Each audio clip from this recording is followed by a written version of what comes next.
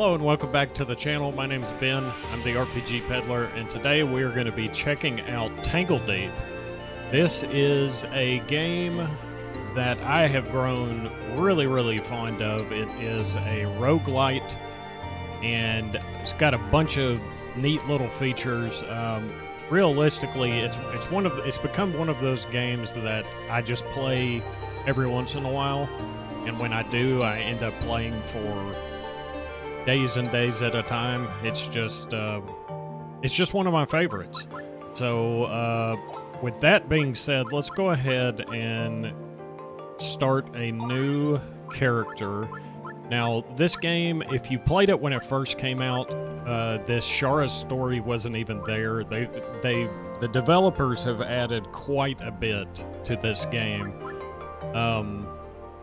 And normally I would read all this stuff, but realistically, the mode that we are going to be checking out today, story doesn't even really matter. So normally, when you were first playing, you would do, heroic adventure or hardcore, and that kind of follows through the story and everything. Which the story's pretty good. I mean, it's not bad. What we're going to do today is check out the Ronin mode, and this is basically a more roguelike version of this game. You get only one job with a set of random abilities, whereas in these other modes, you can kind of swap between jobs, and every job has specific skills and all of that stuff, but this one just kind of fully randomizes everything. You will not be able to access shared progress, which means that anything like your progress is per character. So there's really no like roguelite part of this, and I just really like it. So let's go ahead and do this. Select 2 feats, basically just passives. And I think I'll, just for the ease and quickness, we'll do toughness and thirst quencher. We'll just go with the standard on all of that. It does take a minute for everything to load, but when it does,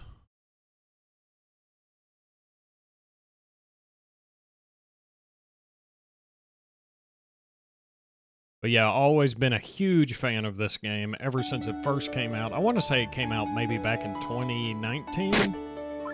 Okay, it still has an unfortunate and I'm if I didn't make this clear before, I'm playing on the Nintendo Switch.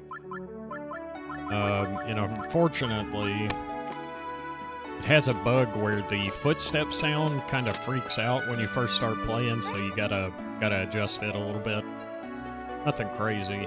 I'm gonna move myself over here so we can see. Or realistically, I guess I could put myself up in the corner up here. That might be better. We can see all the things. Not gonna worry about much of this, because we don't have any money.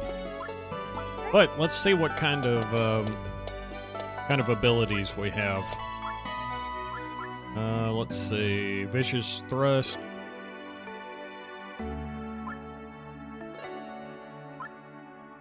Call Elemental Spirit. Blessed Hammer.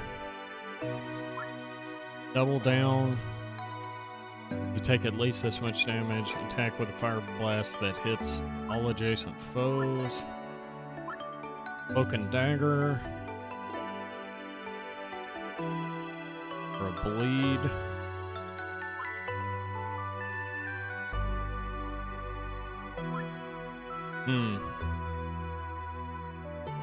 Place down, step in them with sleeping gas. Buffs your neck attacks based on song level. Yeah, I'm not the biggest fan of what we've been dealt here. Because, yeah, like Skewer, you can't even use unless you have a spear. And normally in this game, what I do is I do melee characters without without pets. They have this whole breeding and crossbreeding and all this stuff that you can do. Very expansive pet system, but I normally don't even use that. I wonder... Let's just go ahead and get Floriconda, I guess. And... Cloak and Dagger may be useful. Yeah, let's do that. And in the OG game, there's I guess arguably more depth to it than this one. But this one lets you jump just right into the fray real quick. So we're going to do that, but we're going to talk to this old lady here because she's going to give us a couple of quests, which these are kind of randomized, so you really don't have to read them. Defeat 2 hardshell snapper using the power of physical. Riverstone Waterway. And a leg of turkey loving feral python. I'm sure they do love leg of turkeys.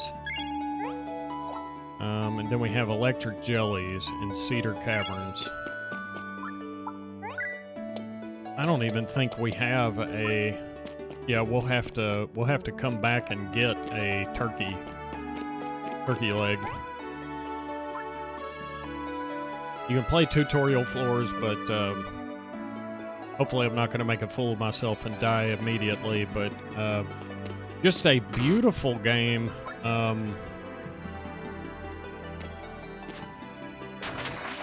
Very good music. Oh, my Floriconda already died. Holy crap. Okay. Go ahead and summon another one. I like that it's tanking some damage for us, though. That's gonna be helpful, at least starting out.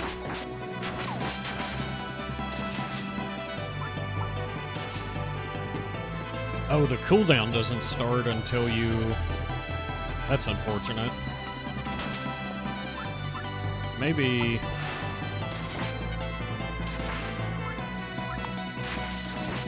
Oh, I didn't realize Cloak and Dagger was so close range. I would have preferred to... I got it in hopes that I would be able to use it as like an escape mechanism. Would they go right for the... Right for Floriconda, which I'm fine with.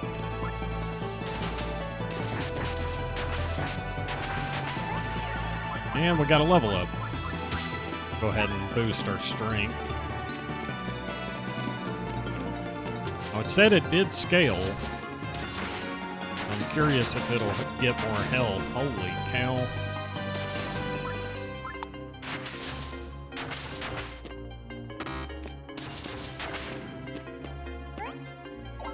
And we won't worry about that. But yeah, it's a very fun game. Now, I would say if you were a fan of any kind of roguelike, really, this is definitely one to check out. Like I said, I'm playing this on Nintendo Switch, but I know that it's on Steam. It's probably on other consoles too. Okay, so it did scale with us. As you can see, it's got a little bit more health, so that's good. Get her a flask.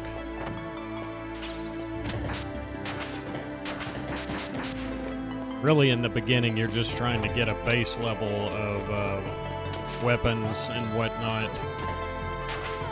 I should probably... There we go.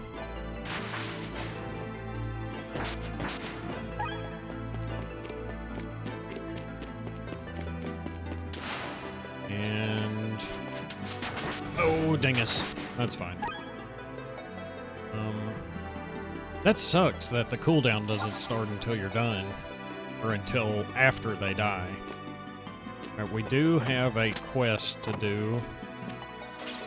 Defeat Electric Jelly. I can't be done by bleed damage, so we're going to have to keep that in mind.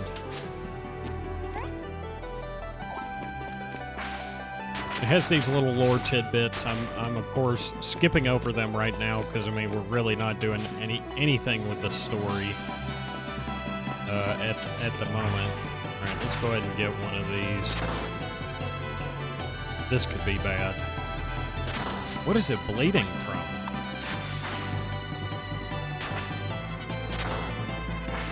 All right, let's go ahead and there we go. And we got it. We got 51 JP, which, by the way, we could probably... Oh, no, we need 400 now. Okay. This particular mode, I don't think is available from the very beginning. I do think you have to beat the game at least once. I could be mistaken. Maybe they've changed it by now, but I'm pretty sure that's the case. But yeah, a vast amount of content. And realistically, some of the stuff you can do in the base game, as far as progression-wise, is pretty stinking impressive. But for some reason, ooh, I've never seen that little mud monster before. That's kind of cool.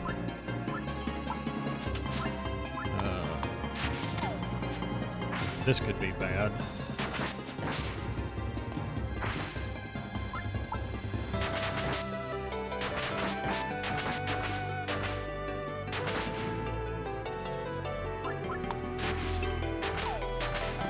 Okay, we're good. But yeah, for some reason, I always gravitate towards this this more roguelike experience. But there's absolutely nothing wrong with the campaign or anything like that. And there's like, again, there's a job-based system, and you can do cross jobs, and there's basically an item world akin to the item world in like the Disgaea series and all that stuff. So, just a neat little game overall. But, you know what? Yeah, let's go back to town. I don't think there's anything else I'm going to be able to show, at least in this mode. But yeah, you can go south down here, and I'm not... yeah, I'm pretty sure you can do it in this particular mode. Oh, we had food to do. And so this is where the item world thing would start, which I haven't unlocked. I'm not sure you can do that in Ronin mode anyway. And this is your monster corral where you basically whack enemies with this monster mallet. And then you bring them back here, and then you can raise them, and you can get them to come to, or fight at your side and all that stuff. There's a little tree farm that'll give you fruit and all that crap. So that's kind of cool. The graphics are fantastic. The soundtrack, I want to say, was done by a variety of people. Maybe maybe one of them, one or two, may have been done by Hiroki Kikuta. If I'm saying that right, I would look it up, but I'm not able to at the moment. But, and Grant Kirkhope, I want to say. Could be completely wrong, but, anyway, just wanted to show a little bit of this game off. Like I said, it has become one of my favorite, hands down, probably my favorite roguelike game. Just my go-to whenever I want to, I got that roguelike itch, so... If you ever want to check it out, definitely consider it. It's one of my favorites. So, hope you enjoyed this episode. If you did, give it a like, consider subscribing. We'll be back with more soon. Thanks for watching, and we'll see you next time.